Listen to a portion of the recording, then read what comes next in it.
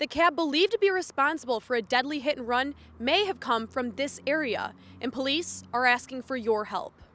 They're brand new condos here in Royal Oak that may cost more than your mortgage, but next, I'll tell you why they may be worth every penny. Some children may have been exposed to a dangerous chemical found in the soil at this popular park, which leaves some parents asking, how did this happen? Maybe you've seen these drones out and about, but soon you'll be seeing a lot more of them. That's because the laws that govern these drones are changing.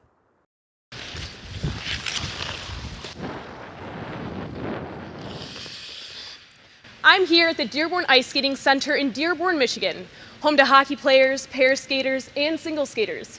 But one sport you probably never heard of. It consists of 16+ ice skaters on the ice at the same time, skating in complete unison. And that sport is called synchronized figure skating. Synchronized figure skating is a sport that has been on the world stage for many years, and Metro Detroit is home to several teams that compete both nationally and internationally. One of the most successful teams over the past few years has been the Crystalettes from Dearborn, Michigan. The sport itself is extremely demanding, but also incredibly rewarding. Once you've skated on a synchronized team, it's a hard sport to let go of, as evidenced by Crystalettes coaches Shannon Young and Holly Maluski. Well, we were both Crystalettes when we were younger in 1970-something, and we have went through the program as skaters, progressed through all the levels, and when we were in college, Shannon started coaching, went from one baby team to 3 teams, and then we joined forces, and we now have 11 teams. 11 teams, each consisting of between 16 and 20 skaters. That's a lot of skaters, which means there's a great deal of competition to even make the teams.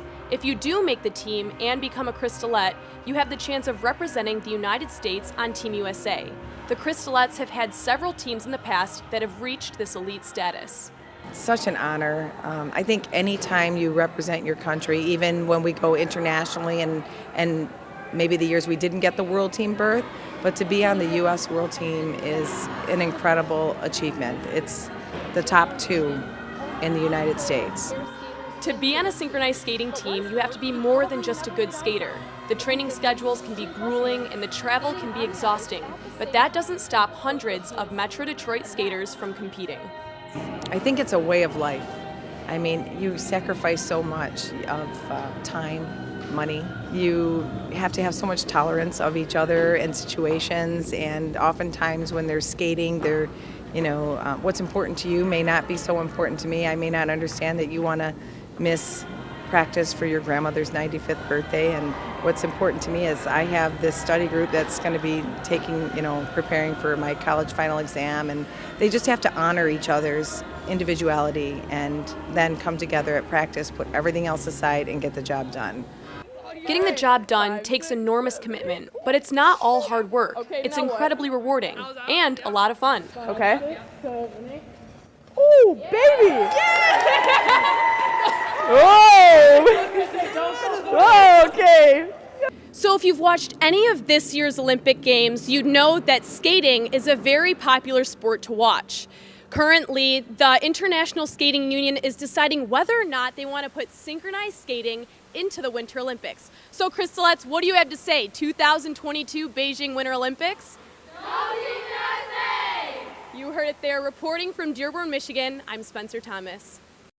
At Fred Astaire Dance Studio, they believe that everyone should feel the pure joy of dancing, an ideal that has been brought to life right here in Bloomfield Hills, Michigan.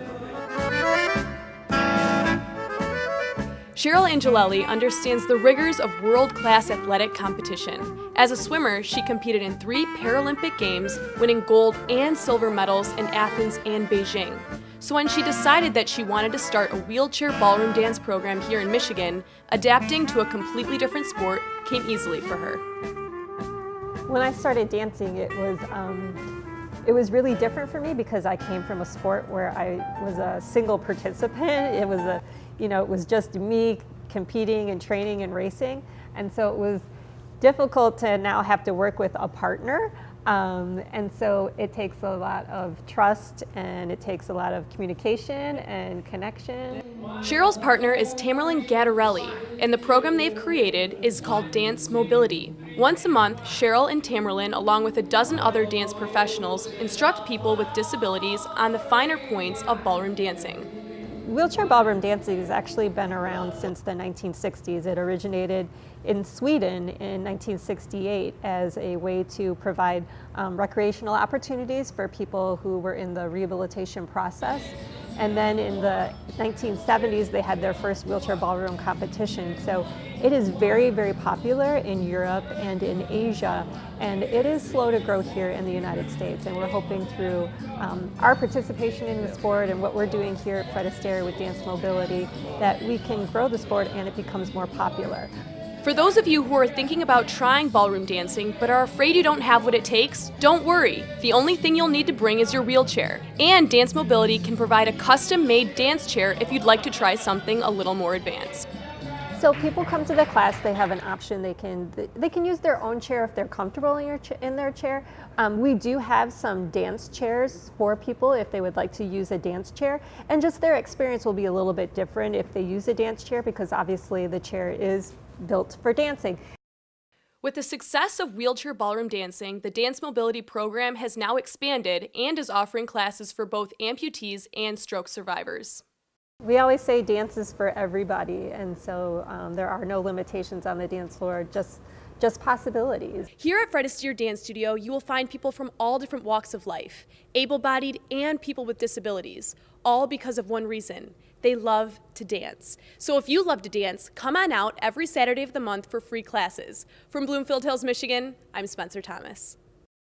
Detroit is known for its rich music history, from Motown to techno to classic rock and roll. We are also known for smooth jazz, and tonight we're going to give you a little taste of that.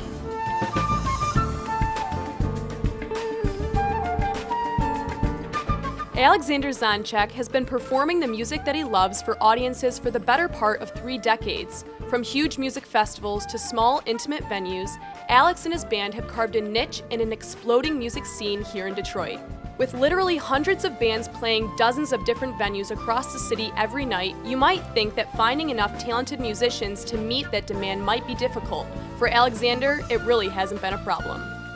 Detroit is one of the greatest music cities in the world. So finding amazing musicians to support you and to be part of your band is not difficult in Detroit. We've got so many of them. My band tonight is Chris Kodish is on keyboards. He's got his own band. He makes records. He records with other people. He teaches. We've got James Simonson on bass. James Simonson tours with Betty LaVette, the great blues soul singer. He works in a band with Chris called the Brothers Groove. We've got Chris Kurzawa, who teaches and plays all over town. Jeff Kennedy, who works with just about everybody in town, with Thornetta Davis and with Kimmy Horn. So they're all first call guys. And they're guys that I use a lot. The music scene here in Detroit is starting to get some well-deserved recognition, and bands from all across the country are coming here to be a part of it. And that means seasoned artists as well as singers and musicians that are just starting to break into the national spotlight. And tonight our special guest is an amazing up-and-coming singer, and they're from New York. It's Lindsay Webster, and I don't want to leave her husband out, who's a big part of that team. They co-write their songs together. He's her keyboard player, Keith Slattery. So it's R&B-ish, it's jazzy, it's pop, and for us it's exciting because it's the first solo vocalist that we've had on the show. The audience is in for a big treat. With Detroit's long history of producing incredible music talent, one has to wonder what it might take to make a living making music in Motown. The inspiration is really, really easy for us. If you're a real artist and you love to produce and you love to, not only do your own music, but work with people like Lindsay and those other guests that I mentioned, the inspiration comes every week. And if all of that wasn't enough, what can be more inspiring than getting to the point in your life that what you love to do and what you do for a living are one and the same. I mean, they really are. We're all blessed to be getting away with this. It's no secret that Detroit is making a huge comeback, and nights like tonight show that music is a big part of that. Reporting from Detroit, Michigan, I'm Spencer Thomas.